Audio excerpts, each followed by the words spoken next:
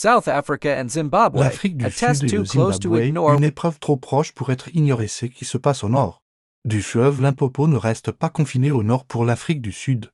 La crise persistante du Zimbabwe est plus que la tragédie d'un voisin. C'est une mèche lente qui a des conséquences directes sur la stabilité régionale.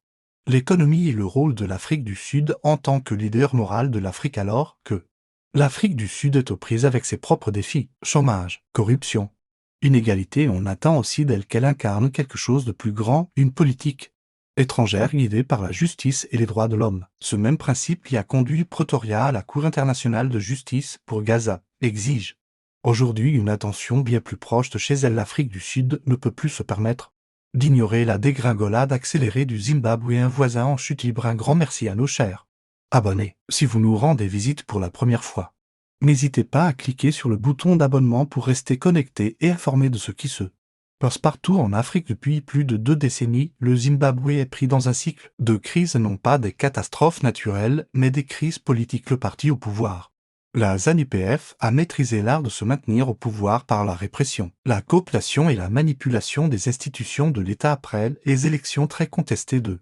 2000. Le Zimbabwe est entré dans un chapitre encore plus sombre. L'opposition, la Citizens Coalition for Change, autrefois une force crédible pour le renouveau démocratique, a été déchirée suite à un scrutin disputé, lorsque son leader, Nelson Chamisa, a démissionné brusquement début 2000.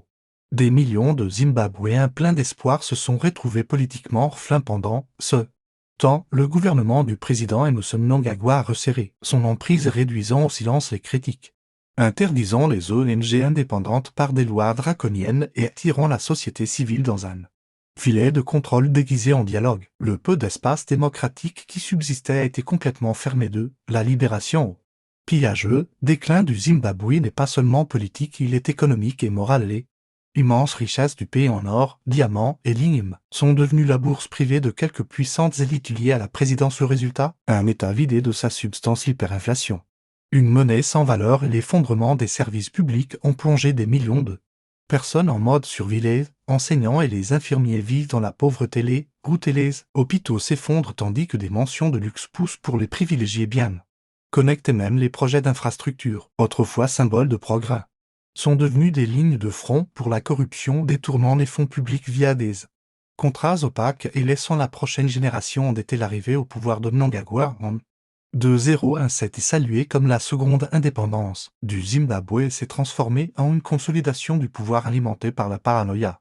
Des dizaines d'officiers militaires supérieurs sont morts dans des circonstances mystérieuses. Même le vice-président Constantino Chiwenga a survécu. De justesse à un empoisonnant, la gouvernance est devenue moins une question de construction nationale que de survie personnelle. Aujourd'hui, les alliés de Mnangagwa se préparent à réécrire à nouveau la constitution, lui ouvrant la voie pour prolonger son règne au-delà de la limite de 2000 qui avait commencé comme une promesse de réforme est devenue une marche vers l'autocratie permanente. L'effet domino sur l'Afrique du Sud. Pour l'Afrique du Sud, l'implosion du Zimbabwe n'est pas un problème lointain, elle remodèle déjà la vie à l'intérieur de ses frontières. Des millions de Zimbabwéens ont fui vers le sud à la recherche d'opportunités, soutenant des secteurs comme l'agriculture, la construction et les services. Mais cette migration a aussi mis à rude épreuve les services publics, des écoles aux hôpitaux, et a déclenché des tensions sociales qui dégénèrent parfois en violence xénophobe. Si le Zimbabwe poursuit sur sa trajectoire actuelle, les conséquences se feront sentir sur l'économie et le paysage sécuritaire de l'Afrique du Sud. Les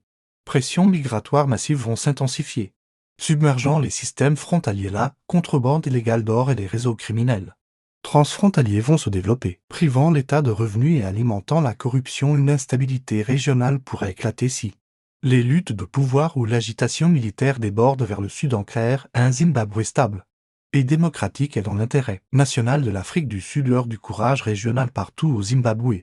Les citoyens ordinaires et les groupes de la société civile réclament un changement, un retour à la démocratie, la protection des limites du mandat, des élections libres et la responsabilisation pour la corruption. Mais leur lutte ne peut pas réussir dans l'isolement. Ils ont besoin d'une solidarité régionale et la voix de l'Afrique du Sud est la plus importante. Pretoria a des leviers en tant que plus grand partenaire commercial et plus proche allié du Zimbabwe.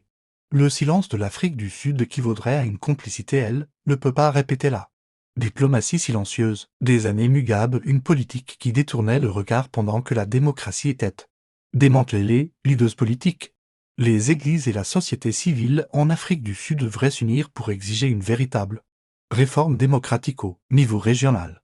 La XAB doit aller au-delà des déclarations et du symbolisme en liant son engagement avec le Zimbabwe à des progrès mesurables en matière de démocratie et de gouvernance. Une épreuve de principe. Le Zimbabwe se trouve maintenant à la croisée des chemins. Il peut soit devenir un partenaire dans la prospérité régionale, soit une source perpétuelle de crise, et l'Afrique du Sud se fait face à un choix tout aussi déterminant. Peut agir maintenant ou gérer les conséquences en cascade. Plus tard, le slogan des solutions africaines aux problèmes africains est souvent répété par les leaders à travers le continent, mais c'est ici dans l'effondrement démocratique du Zimbabwe que cette idée sera mise à l'épreuve. Le prochain mouvement de Pretoria révélera si cette phrase est un principe directeur ou juste un autre slogan politique pour Vogende.